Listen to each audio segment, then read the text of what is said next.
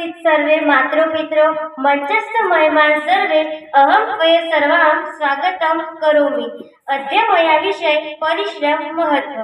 परिश्रम विना कस्यापि कार्याणि सिद्ध न भवति। कार्यसिद्धस्तु उद्योगे नैव न भवति। यदि वयं विषयस्मिन् सूक्ष्मरूपेण चिन्तयेम तर्हि देवा अपि कार्य सिद्ध करणे परिश्रम विना समर्था न भवति। परिश्रम विना देवमयी पंगु भवति। उद्यमे नैव सिद्ध्यन्ति कार्याणि न मनोरथे। नहि सुप्तस्य सिंहस्य प्रविशन्ति मुखे मृगाः।